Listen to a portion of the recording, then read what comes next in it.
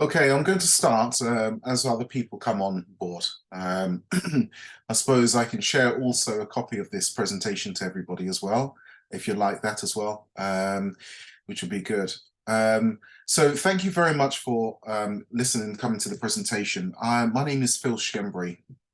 Um, I'm not a medical doctor. I am a doctor of biochemistry and also the commercial scientist and advisor to one of the innovating PRP companies called Cell PRP.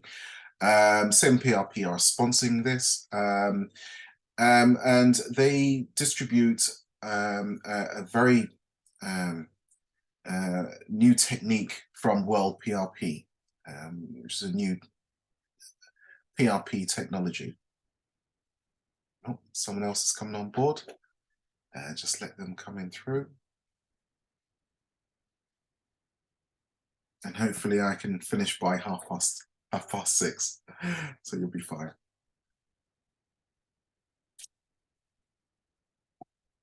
Hello, Anna. Thank you for coming on board. Thank you. Welcome.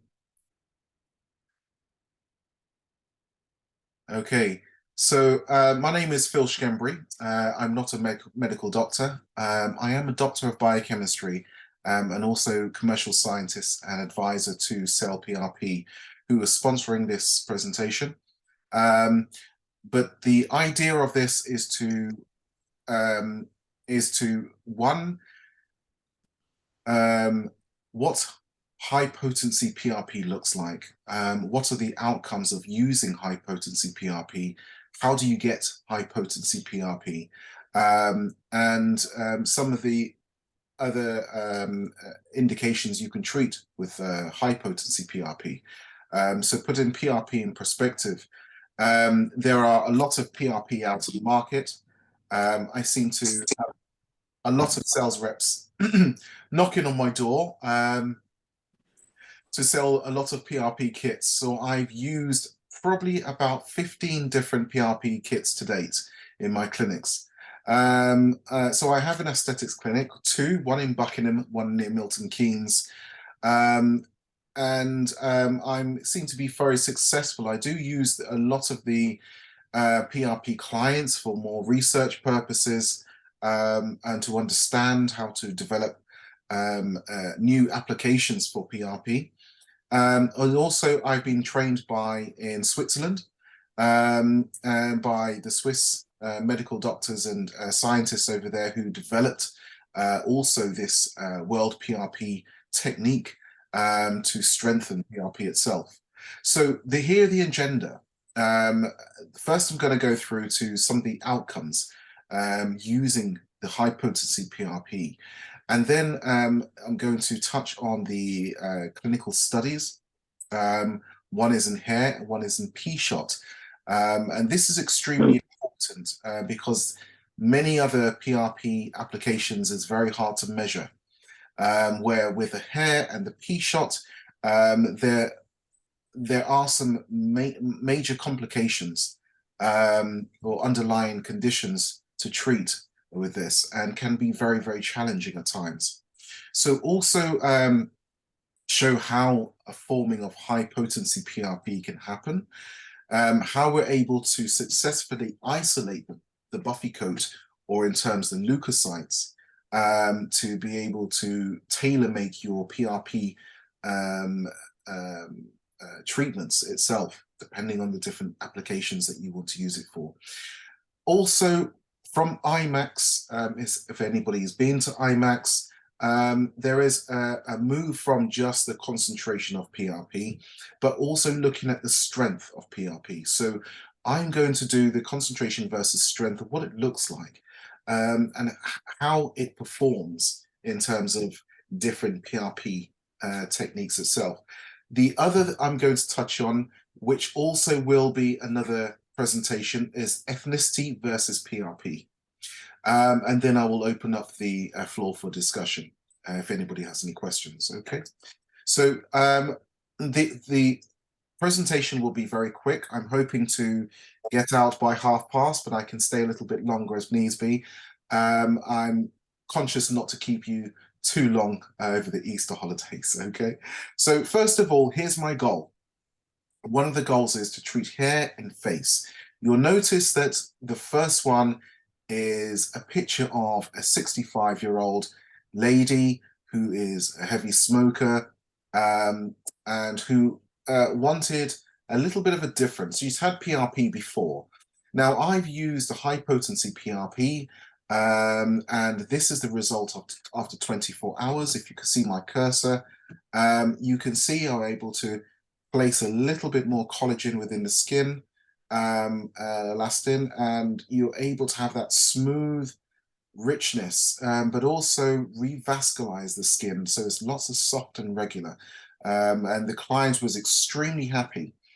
Now, the reason why this is important is because the client has had many PRP treatments before, vampire facials, Profilo, but giving that wow factor. I'm going to show what the major ingredient for that would be in a second. Also, here is a lady that was treated. Now, this is a lady of Black African Caribbean ethnic origin. These are very challenging clients to treat, mainly because of the composition of the blood and white blood cells, their genetics generally would be extremely difficult to get to an outcome within the same time as you would with a Caucasian. So hopefully I'm going to cover that a little bit more. But here you go. In 6 months' time, this was after a second treatment. Okay, and in 6 months, I was able to fill the hair. What you can find here, which is very, very interesting, is not only I was able to have re-hair growth, but a more uniformed look of the hair. And I found this with many of my clients, a uniformed continuation of the hair from back to front. Can see with many of the clients, no more of the strangly baby chick sort of hair lines. And even after the first treatment, I was very, very impressed to see some encouraging hair growth. Okay, so so here's the clinical studies. Excuse me. So here's a clinical study with alopecia, treatment for alopecia. Actually, this study, I should have referenced it a little bit more there.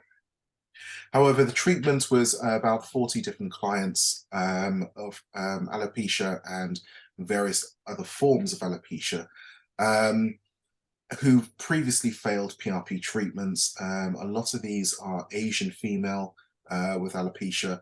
And what we did is we were able to have create more than 3.5 billion platelets to treat the clients. It was coupled with a high protein diet 2 weeks before the treatment, 4 weeks before the treatment. And we're able to get successfully every single client was able to have an outcome, which was really good. And that is after the first treatment. Okay, I will stress that after only one treatment. Observation of hair growth within 7 days was able to be seen with some of these clients. Okay. Another interesting one is the P-shot. The P-shot stands, well, the P-shot is for erectile dysfunction. So what you will find here is a lot of these clients had failed first and second line treatment inhibitors. Okay. There are 50% of them are active smokers. 70% of these are diabetic. Now, these are clients you would usually, if you are doing the P-shot erectile dysfunction, you would usually decline them any treatment. There is no way you will usually put PRP near these clients because you know they're going to fail any outcomes. However, when using 4.5 billion platelets with this and this study, and if anybody does want this study, I can also provide it for them as well. I do have that on my computer. So with these clients, you'll find out of the range of clients that were treated, this was actually treated with World PRP, okay? You'll find that 20 of these clients before PRP treatment were able to have sexual intercourse. Okay, this after the first and line, second line treatments before was given. 27 of these clients after PRP treatment were able to have sexual intercourse. And the reason why I'm stressing that, even though there's a small increment of success, generally a lot of these clients will not have had any other form of other treatment. PRP is a no-go for these areas. They're very, very challenging. So being able to have that extra increment of success with these clients does show that a high potency of platelets, of PRP, can make a very big difference. Okay. Right, so what does it look like in terms of its calculations? Some people are used to how much above baseline it would be. So we can take vacuum container tubes, for example. They count for about 400 million platelets, maybe a little bit more, maybe a little bit less, but around conventional 400 million platelets, and they account for maybe about 3 times to 5 times baseline, above baseline. Okay, then you have specialty tubes. I think one is specialty tubes such as I think one is Arthrax or Selenius, for example. I know because I've used them and I've tested them in my lab. So we have around about sort of 900 million platelets on average, because it does depend on client to client. So we're looking around about 4 to 5 times above baseline. What I'm looking at here when I say high potency platelet PRP is we're looking at round about sort of between 3, I would say about above 1 billion to 6 billion platelets. Okay, we're looking round about sort of the 8.5 times above baseline. Okay, and these are calibrated centrifuge tubes, so such as the Angel, which is done by Magellan, and also World PRP. Okay, so those are the different categories that I would put them in. So how do we get there? So Dr. Basolian is a medical doctor based in Switzerland. I know this Dr. Basolian very well. He invented a way. He was sick and tired over 20 years of using lots of different PRP kits and wanted to look at restructuring a new design of PRP to address a lot of the limitations that we find today. So one is the spin, to capture the VEGF, and also to not use any needle extraction when extracting the PRP from the tube.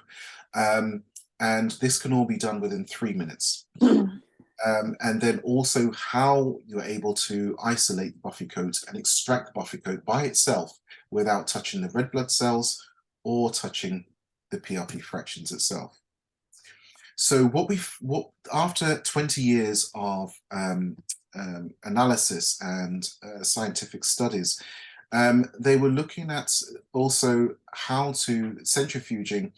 The reason why they do it for 3 minutes is they find that if you look at this graph here at the top here, you'll find that this is a storm image. Okay, a very high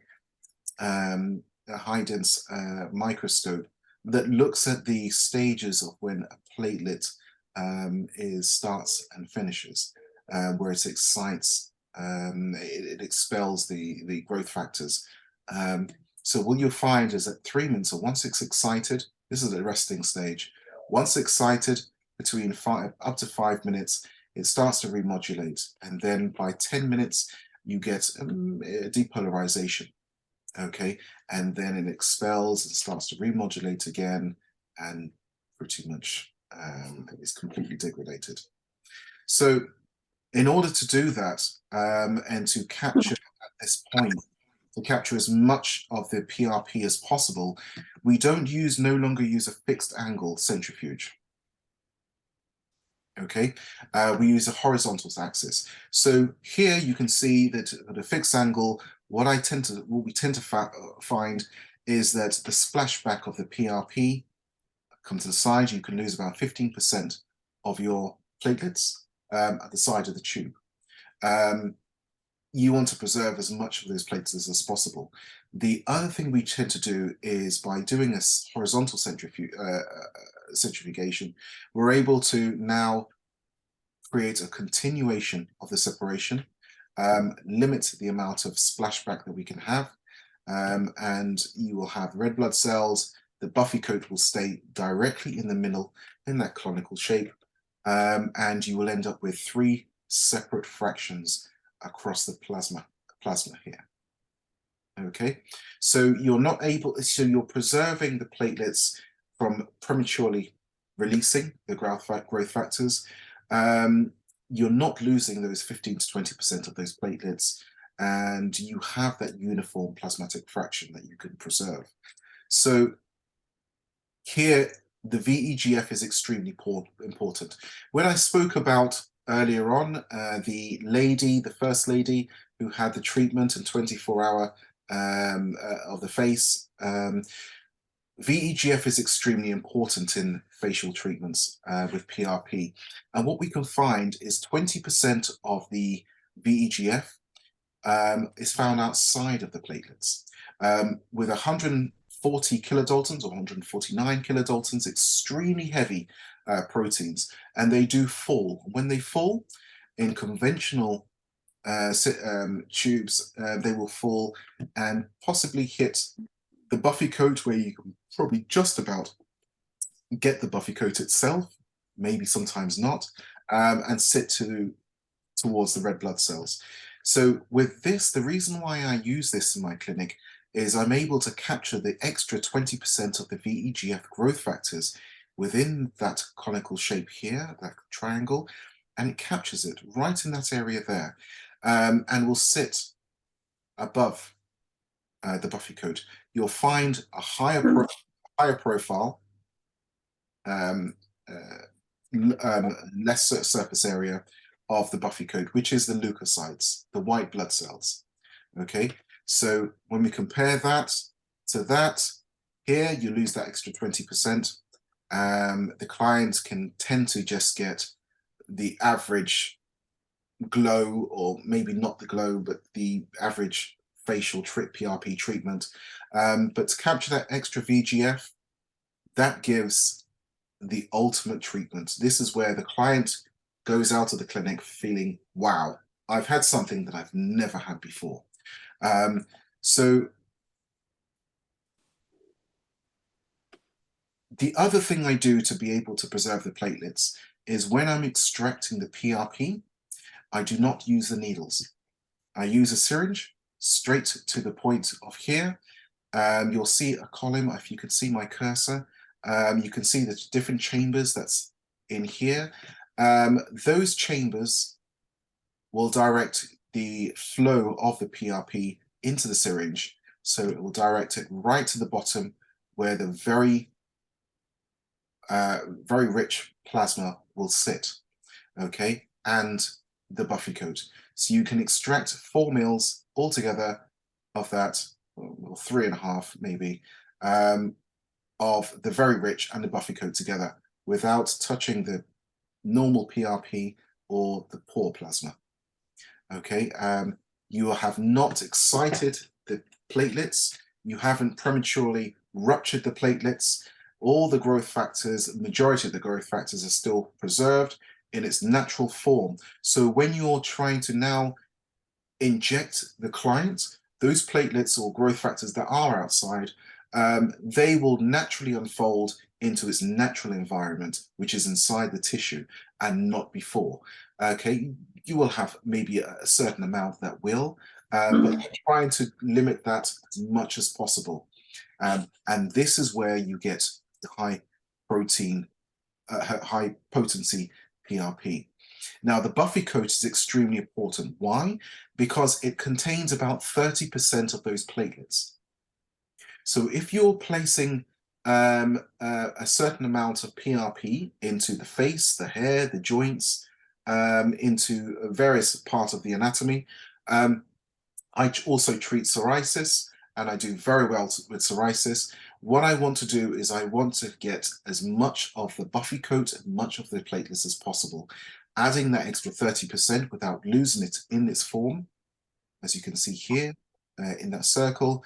The buffy coat, if you can't extract that, you're not able to turbocharge those platelets that you need. So I'm trying to get as much of those platelets.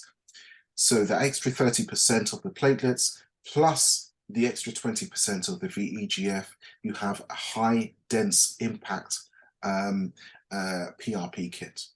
Okay, so just a snapshot to show here on the right hand side where the arrow is, it shows we're able to get 97% purity of that. It contains 1.24 billion platelets. Yes, that part by itself of coffee coat is probably as more than conventional PRP kits in total, okay, or vacuum containing tubes in total. It accounts for a lot, so it's extremely important to get that. So now, concentration versus strength. When I'm looking at the concentration of the platelets, I'm also looking at the intact part, the fundamentals that make up the platelet, the receptor arms on the outside, to make sure that it's completely intact, ready to naturally unform in the tissue. So in the study taken by IMAX, I believe World PRP has won three years running. It's won 3 years running in total in IMAX, and I'm not surprised. What they found was World PRP, there's the concentration. Sorry, there's the strength here, as you can see in blue. And the useful dose is the how much platelets go into the client, is round about here. Okay, so the other one we found is Magellan, which is extremely amount of high use of dose of platelets, but the strength is extremely low. And this is important. Why? I'll tell you why this is important. I go across the country from Brighton up to Scotland, and I see a lot of clinics. And one thing they always ask me, how do you get as much platelets as possible? How do you get that wow factor? How do you get from separating your practice, your clinic, to or your practice to show that you're different, that you're giving the clients to go home and say, wow, I've really had a good treatment.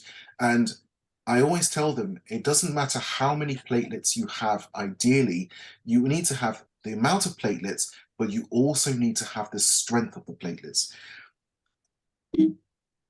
So I'll show this.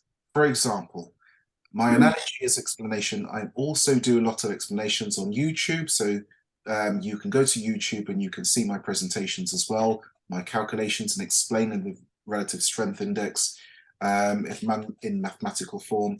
But ultimately, when we look at platelets as a soldier, we can have 2 soldiers, okay?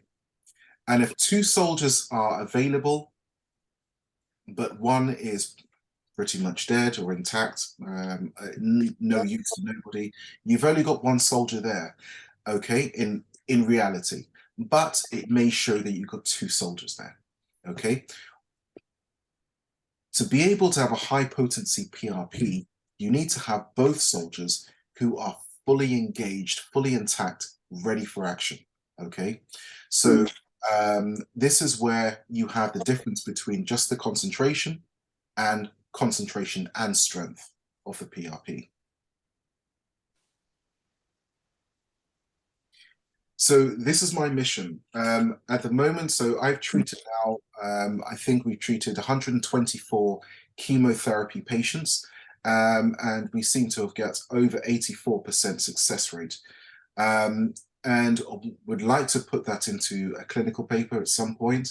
My mission is to do more research. I read many of the clinical papers, from ethnicity versus PRP to different indications treated, and I've always tried to keep up to date with accelerating PRP applications itself.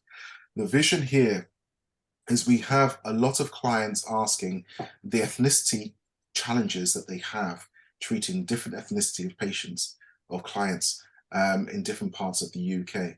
And what they have found is what I found is that if you treat an Asian client or Caucasian client, they may not, with the same technique, they may not have the same outcome. I did this by also doing a blood test. In my clinic, I also do blood tests, and I found quite a similarity between the two. Not so similarity between the two, which may impact the PRP outcomes itself. So I have to change my technique.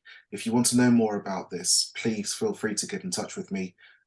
We can discuss this a little bit further, or please come on to my next presentation on that. So this is what I found when treating different groups of clients mostly for hair growth. So this stands for World PRP African Origin, World PRP Asian Origin, and World PRP Caucasian Origin. And then you've got the African, Asian, Caucasian with conventional vacuum tube container tubes. And the difference is quite significant. So we find that if you're treating, usually in around about 1 month, we'll find that I may have an Asian client be able to get, with conventional PRP, some sort of little bit of hair growth, some encouragement with the naked eye, not so much with a Caucasian, and with an African, definitely not so much. But what I do find, again, with World PRP, with the African origin, on the first treatment, I only find a few that will present maybe a little bit of follicles. So conventional PRP is in the purple, the purple, the blue, and the gray, okay, here. And we usually see around about 6 to 8 months that we start to have some encouragement, some hair growth, and we think, thank God, we've done something really good. However, sometimes what I have seen across the country is a lot of clients at month 3 or even the 3rd treatment decide that they don't want PRP anymore because they've lost faith. Some of them have called back and asked them that they want their money back because they pay for a treatment and they need the treatment and it's a magic tool. But this is not the case. So when I treat with World PRP, I can be confident that even after the first treatment, if not even the second treatment, that the clients will see an outcome, majority of the time. So what did I find with blood counts? I found actually if you look at the red blood cells, we find that a Caucasian, in relative to a Caucasian, we find around about sort of maybe about 30% difference in the amount of red blood cells towards a Caucasian. In the white blood cells, we see more concentration of the white blood cells. Sorry, less concentration of the white blood cells in an African origin than a Caucasian. But the volume of the white blood cells seems to be higher, but the concentration seems to be lower. And vice versa with the red blood cells. Okay. So what I tend to do with these clients, when I have to manage the expectation of an Asian or Black African origin, I would tend to say, right, okay, we would look for some hair growth on the second treatment, not on the first treatment. However, on the first treatment, they do present some hair growth. Okay, and there are different techniques of being able to encourage maybe more fraction of the plasma. I tend to inject the majority of the buffer coat with the very rich right at the front, and then leave the other fractions to tend to go round the scalp. And this is different techniques that I would use for different classes of ethnicity. So this is our management team, Dr. Basalian. We have Pramel, who's the managing director, and myself, and we have 2 regional managers across the south and the north. For coming on to this this presentation, I really hope that I was able to give something. I do know that I've taken some time. It's now 6:38. And for that, we also give you 2 free tubes that you can use in any one of your clinics. This is complimentary from Cell PRP. So if any of you would like to take that up, please message me and I can get those to you. Okay. Any questions at all? Thank you very much for your presentation. Yeah. Thank you.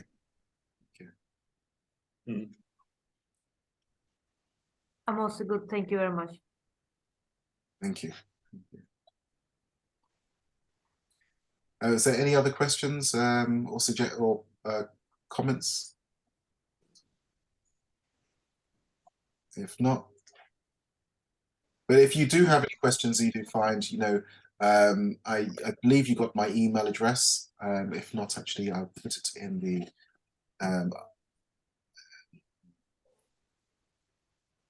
I'll put it in the chat, so you've got it.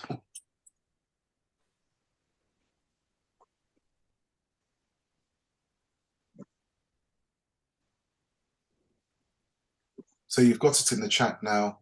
Please feel free to get in touch. This video had been recorded, so if anybody does want to see it, feel free to reach out to me and I get it sent over to you. Thank you very much. Thank you very much. Good evening. Thank you. Good evening. Happy Easter. Happy Easter.